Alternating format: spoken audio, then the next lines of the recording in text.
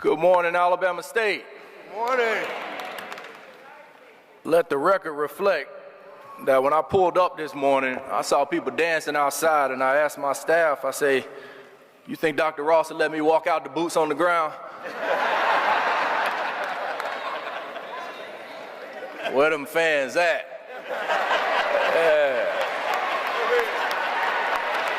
Yeah. But my staff said, no, Congressman. No, they probably won't. But look, this is somewhat of a full circle moment for me in this class. This is my first time doing a commencement address. So I almost feel like I'm graduating again myself. And so I got to start by saying, hey, mama, too. But I have, in this class, I have the mother of a high school classmate of mine, Amelia. Well, Amelia's probably here somewhere. She's in the 50-year class. And then to show you how full circle life is, I have the son of another high school classmate and childhood friend, Mitzi and Jamon, is graduating as an undergrad today. And so it really just shows you the reach of Alabama State University. Before I go any further, I want to thank you, President Ross, for the opportunity, and to the Board of Trustees, to the deans, the members of faculty and staff, alumni, family and friends, to the history-making NCAA tournament winning for the first time in school history basketball team.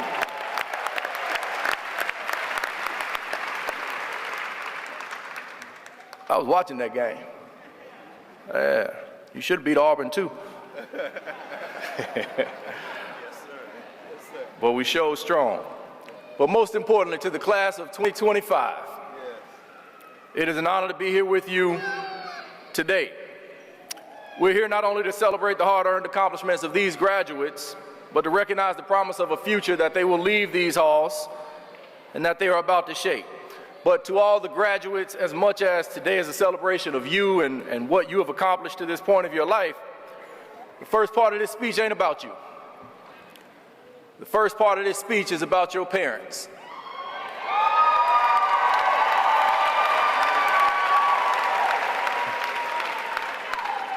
It's about those, your grandparents, those people who raised you up, that village that is responsible for you being here.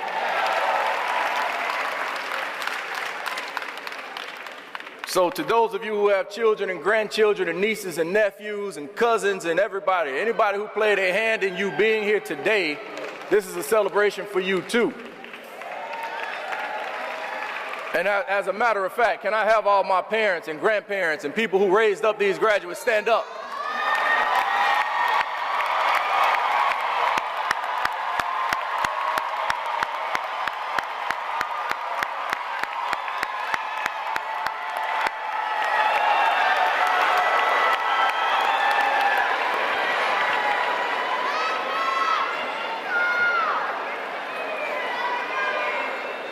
I'm sorry, feel like y'all graduating too, don't it?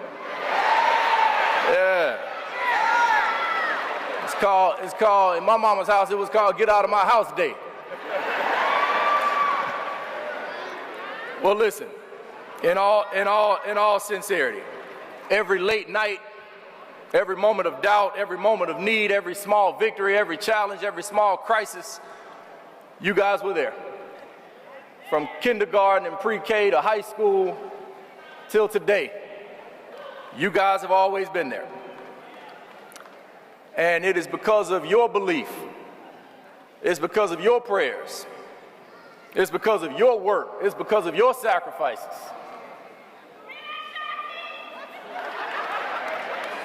You hear that, Shanti? I don't know where Shanti is, but Mama got them fans out.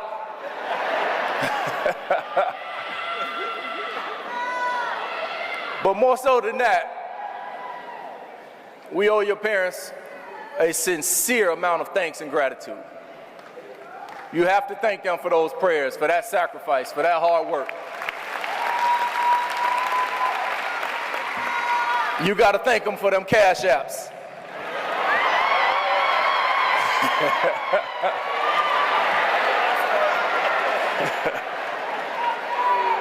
You got to thank them for them Netflix passwords.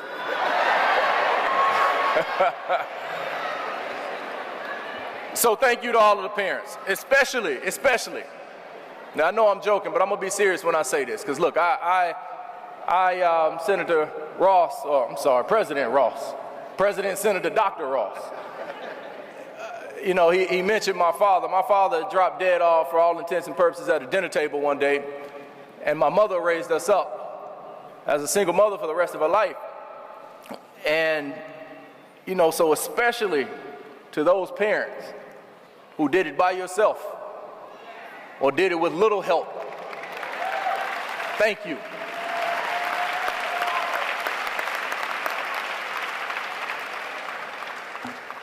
Now, I know I stand between you and your degree, so I'm gonna speed along here. But graduates, look, you have reached a milestone that many only dream of. For our black graduates, less than 40% of people who look like you in this nation have a college degree. That is something to be proud of.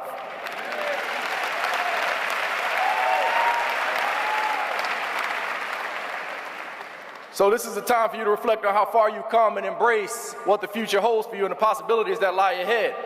It's time to reflect on how each of you will take the knowledge and the values and the fire that you gained here at Alabama State University and step forward with purpose to leave your mark on this world, because you guys will all do that. And I don't have to tell you guys how much history is right here in this place, how much history is right here in Montgomery, Alabama. You know, this city, this campus is more than just a place of learning. It quite literally gave birth to the greatest movement that the world has ever known, in the civil rights movement, organized right here in Council Hall. You know, because of what happened in that hall, where a professor and young students met and organized the early stages of a Montgomery bus boycott right here at Alabama State. You know, what they did would prove to be one of the greatest events related to black people and free people in the United States of America's history. That happened here. And so I often speak about how this nation owes a debt to the city of Montgomery for the movement that was born out of it. But when you really dive into it, America owes more than just Montgomery. America owes Alabama State University.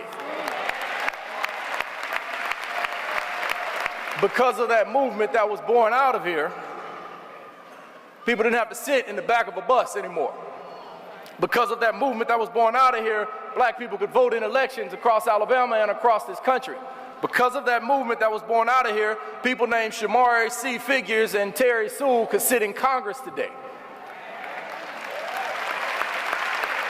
Because of that movement, people had freedom of choice of schools that they could attend. So no, I don't stand here today as somebody that graduated from Alabama State University, but I sure as hell know that I graduated because of Alabama State University.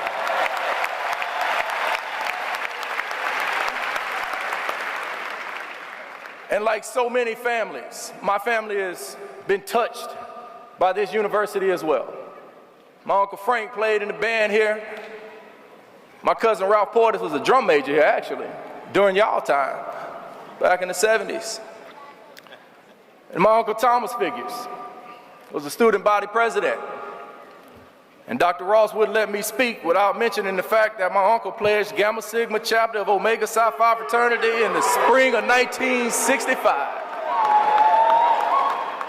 I don't think y'all was loud enough.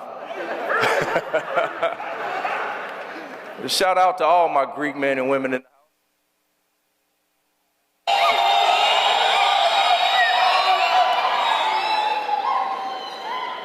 Well, my Uncle Thomas graduated from Alabama State.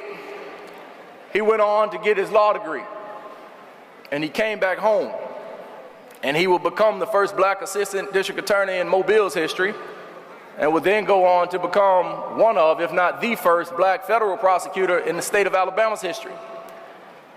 And if you're from Mobile, you know the story of Michael Donald, a teenager who was lynched by the Klan in 1981. Well, it was a man named Thomas Figures who graduated from Alabama State University, who was sitting in the United States Attorney's Office at the time that wouldn't take no for an answer. And he led the effort for the first investigation, prosecution, and conviction of people ever held responsible in this state for lynching somebody. That was all done by a young man prepared here at Old Mother Dear. But you all know the history, and you know the people who went here, and you're now part of that history. But with that history comes an obligation, a duty, a job, a responsibility to not only represent and uphold the values of this place, but to build upon these values and push further and further. I once heard a story from a guy that went something like this. He said, my granddaddy walked to work every single day. He said, my father could afford a used, beat-up pickup truck. He said, I drive a brand new pickup truck. My son is in a Cadillac, and my grandson will be in a Mercedes. But my great-grandson, he'll be walking again. And he said that's because hard times create tough people. And tough people create easy times. And easy times create weak people, and weak people create hard times. That story is about the fact that progress isn't promised. It doesn't continue on the wheels, as Dr. King used to say, of inevitability. It doesn't just happen. Progress is earned. It's earned through sacrifice. It's built upon, brick by brick, step by step, minute by minute, hour by hour, test by test, generation by generation. But if we're not careful, if we stop pushing, if we stop building, if we stop working, if we stop teaching our history, if we stop learning our history, if we stop appreciating what we've been through, if we stop celebrating what we've overcome, if we stop celebrating people who are getting their graduate degrees and their undergraduate degrees at Alabama State University today, if we stop doing that, then we run the risk of us having to walk again. And so we must value the institutions like Alabama State University so that Council Hall can remain a semblance, a reminder of what was and not what has to be again. But that's the cycle, and it's up to us to decide where we are in that cycle and what we're willing to fight for and how we will break that cycle. We've come too far. Y'all know it. We've endured too much as a culture, as a people, as a state, as a university. We can't sit silently now. The truth is, we're living in a moment that is testing everything that has been fought for. And we know that that work is not done. You graduates of 2025, you know that work is not done. And so we must continue, because to remain quiet, to not push forward, to not accomplish more and more, to not be better than your parents were, to be better than your grandparents were, is to disrespect the legacies of all of them.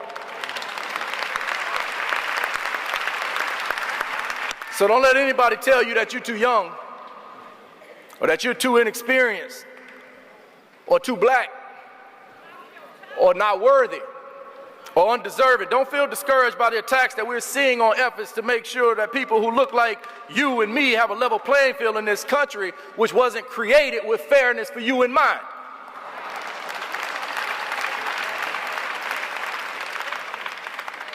These are attacks that we're seeing on your future, not just mine, on all of our futures.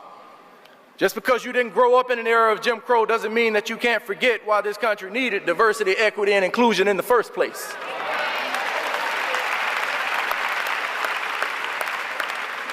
It's because we come from a people who have experienced the highest levels of adversity, inequity, and exclusion. So use what you've learned here, not just to further your own careers, but also to empower others, to pour back into your communities and leave them better than you found them. Leave them better than they were when they produced you. Push for change. Never forget or underestimate the power of your voice, and more importantly, the power of your vote. Because you can't change the future. You can't complain about the future if you don't vote. That's how we fight for our future. That's how you fight for a future that both honors the struggles of the past, but also a future where we can rise collectively. Because the truth is, we're in a moment where there are challenges to our freedoms, our education, our health care, our jobs, our ability to live and thrive. This is personal to you graduates, because coming out of college today is not the same as it was 10 years ago, even 20 years ago. Certainly not 30 years ago, and certainly not 50 years ago. It's a different America. It's a different time. Grabbing a hold of your American dream looks much different than these men and women faced when they stepped out of Alabama State 50 years ago. It's becoming tougher when it should be getting easier. It's going to cost you more. That first home, that first car, the degree that you got. It's going to cost you more to take care of your kids, more to take care of your parents as they age, because that is your responsibility. Don't doubt it. And don't forget it. Mama will tell you later on that she's going to send you a bill. You'll get it. But you're ready. Because your generation, you guys are different. This undergraduate generation, you guys are a little bit different. You guys are equipped with skills and technological capacities that your parents and grandparents couldn't even dream of when they were your age. You guys are equipped with a sort of resolve and a perseverance that can only be forged through seeing the world literally shut down as you were about to come in college due to a pandemic. But you didn't let that stop you. When many others let COVID serve as a deterrent or an excuse, you kept pushing. You kept grinding. You kept working. You kept showing up to school. And when colleges, especially HBCUs, were struggling to maintain enrollment during COVID, the class of 2025, you guys made a commitment to Alabama State University. And today, you have followed through on your commitment.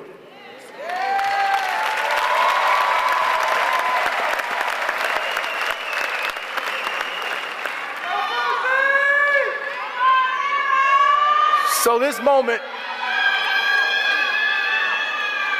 deserves more than just celebration. You're gonna celebrate. They already celebrating. They ain't stopped celebrating. But it demands reaffirming that same commitment to Alabama State University. And not just to Alabama State, but to your future, to the future of your family, to the future of your community, to the future of your state, to the future of this country. Because of Alabama State, look, just as in 1955, America needs you again. America needs you. This school needs you to be there for it. And I know you will do it. You will do it by living up to what God asks of us all, to simply love mercy, act justly, and walk humbly with your God. You will do it by remembering where you come from, what you've been through, and what you've overcome. You will do it by continuing the fight, by showing up at the polls to vote, by showing up in your careers, by showing up in your homes, by showing up in your churches, by showing up as parents. You will do it by being the best version of you every single day. And you will do it by protecting the legacy of your people and the legacy of this great historic institution.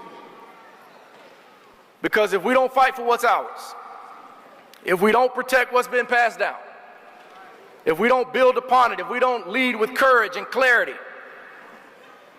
if we don't give it all we've got, then yes, just like those great-grandchildren in that story, our future generations will be walking again.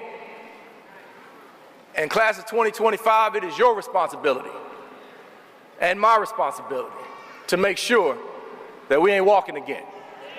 Thank you, Alabama State. Congratulations, class of 2025.